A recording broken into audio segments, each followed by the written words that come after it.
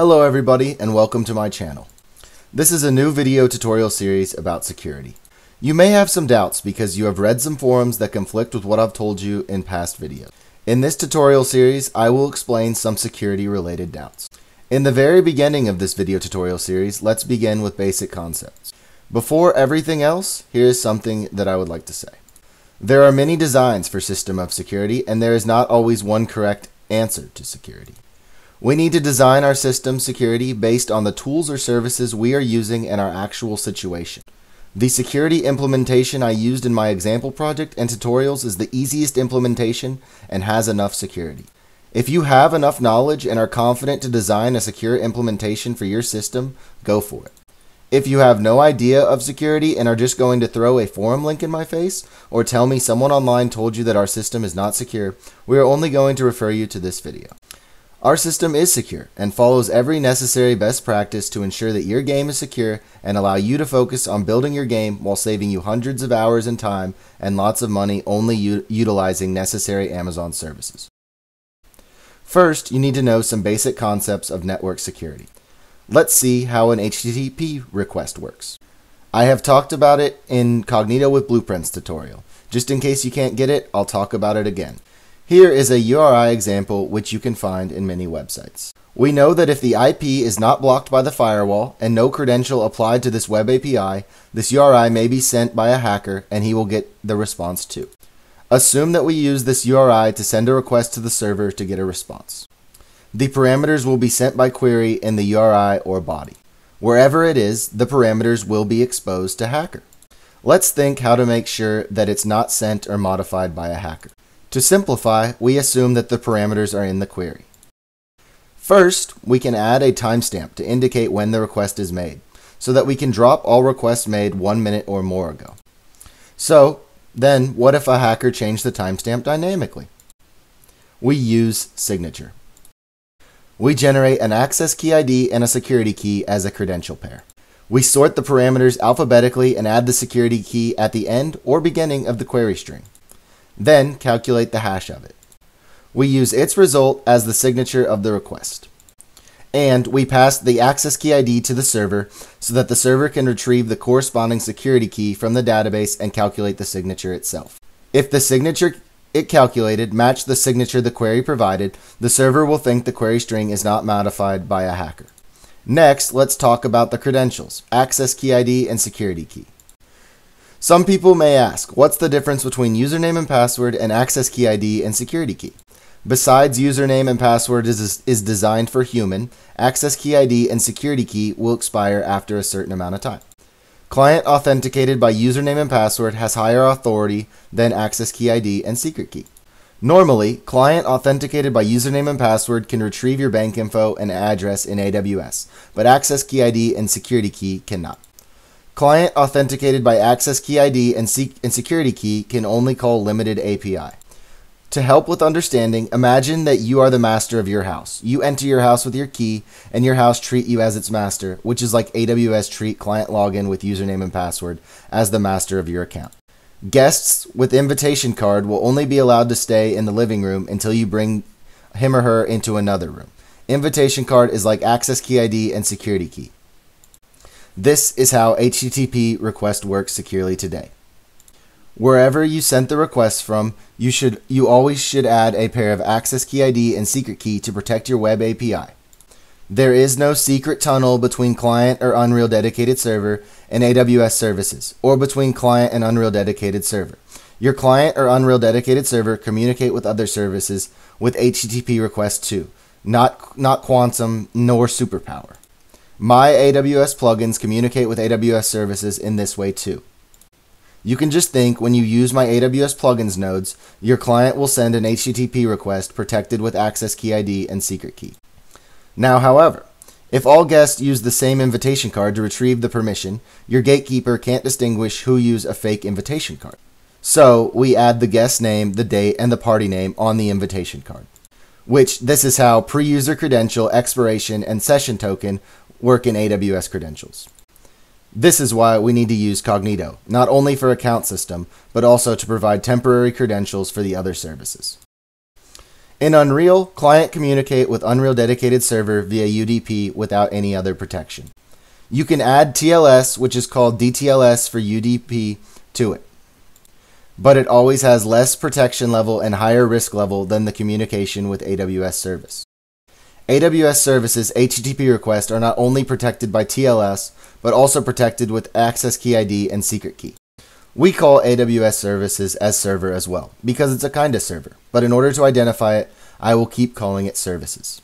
People in other places may call it server instead, just keep that in mind. Above is what I called network security. It discusses the security of communication. In Unreal, client is in the same project with Unreal Dedicated Servers. Variables will be shipped to both client and server. This is what I called binary security.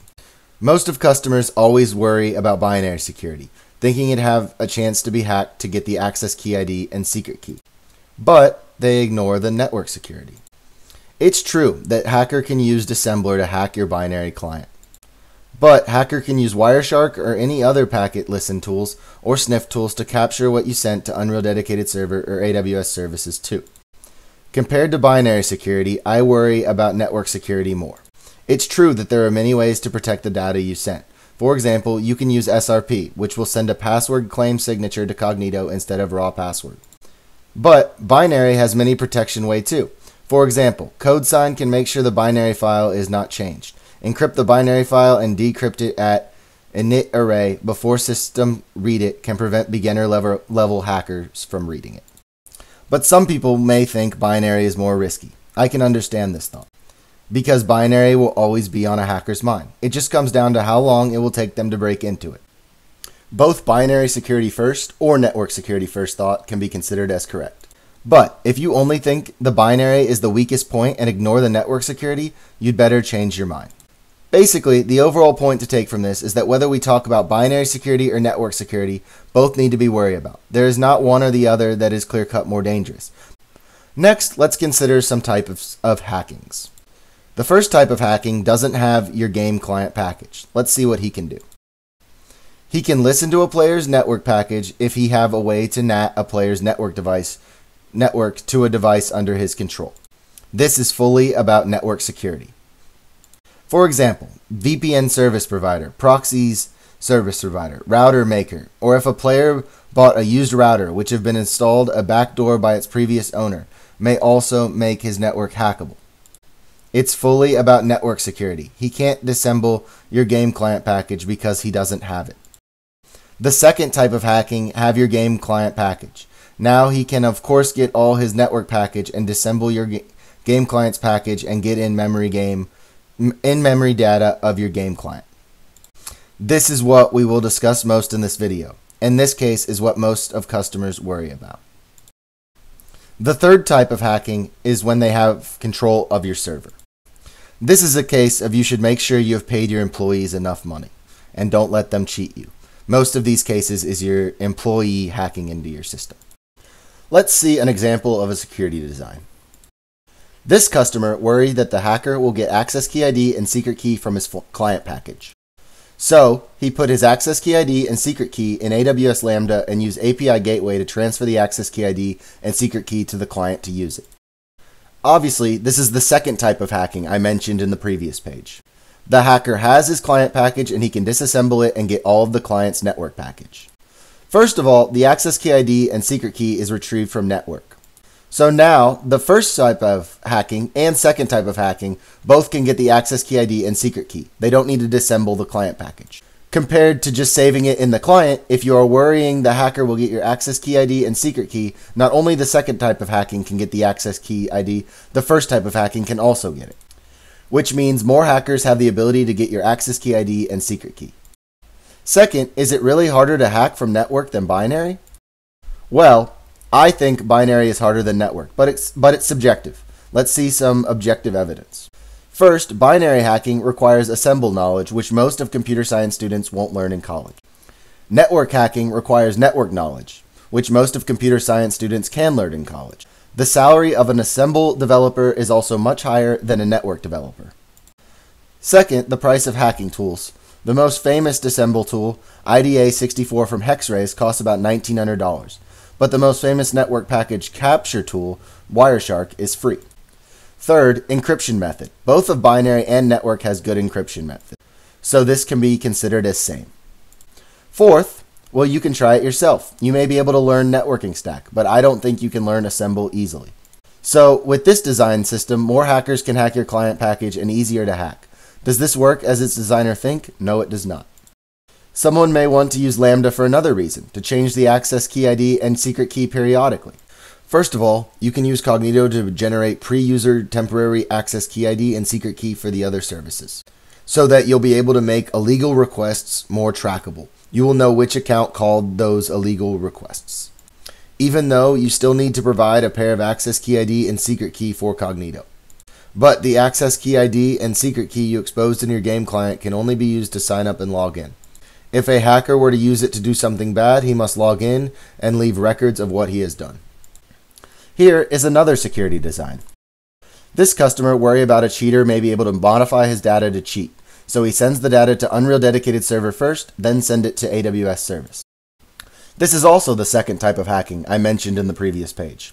The hacker has his client package and he can disassemble it and get all of the client's network package. The connection between client and Unreal Dedicated Server is via UDP or UDP with DTLS. DTLS only provide protection on the transfer route to prevent hackers from outside of the transfer route can't read its data. But it can't prevent hacker who have the client package and in the transfer route from reading and modifying the data. So the data the client sends to Unreal Dedicated Server can still be modifiable to a cheater, compared to just send the data from client to AWS Service.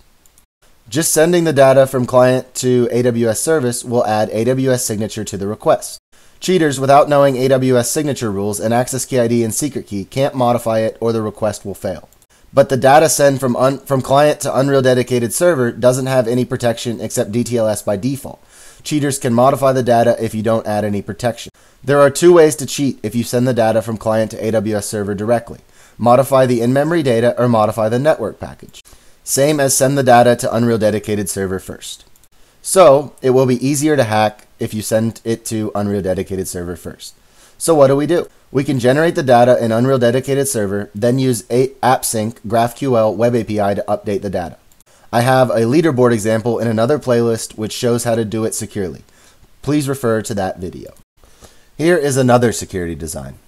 This customer is worrying about the login system security, and he had read from somewhere that server-side auth is safer.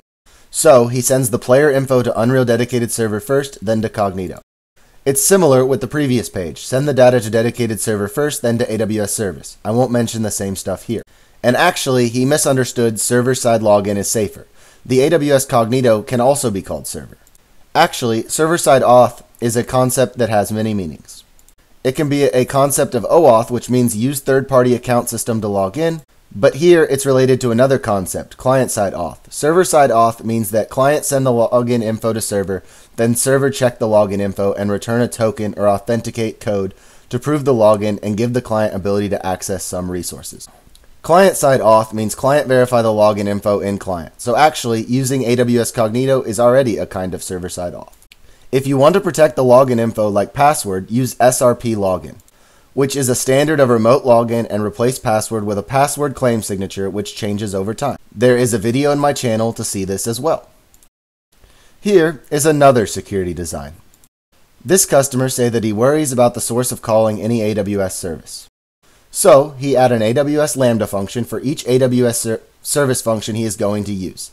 Then all calls to AWS service will be from Lambda service.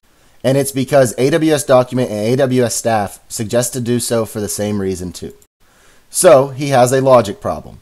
But if he worries about the source calling the AWS service function, then he should worry about the source calling AWS Lambda service too. The AWS staff either doesn't understand this somehow or is just giving him bad advice so that he will use more resources and charge more money to his account. First, the data sends to AWS Lambda service via HTTP request as same as how the data sends to any AWS service too. There is no difference between each routes. Second, what the customer is worrying isn't fixed at all. The source of calling AWS service is still untrustworthy. And the biggest difference between using an AWS Lambda service as middleware or not is that you need to pay much more to AWS. AWS Lambda service will charge you based on the execution time. If you use it to call every AWS function, you will be charged much more than normal. Normally, when we need to do something that should be done together, then we may use AWS Lambda to prevent client crash in the middle of these functions, but we won't use it to do any single calls. So, what do? We can use Cognito to authenticate the players first, then use his pre-user temporary access key and secret key to access AWS service. Then, the source can be certain to a player. If he did something bad, we can ban him inside of the Cognito console. And finally, here is one more security design. This customer thinks it's not safe to use Cognito functions directly, so he used Cognito JavaScript to create a UI for login. As I have said before, there is no quantum nor superpower in any place. Cognito uses Cognito HTTP Web API too. My plugins use HTTP Web API as well. What Cognito.js do is using SRP, MFA, and device tracking. If you follow my tutorials about SRP, MFA, and device tracking in another playlist, you will get the same result. That is all. Thank you all for watching.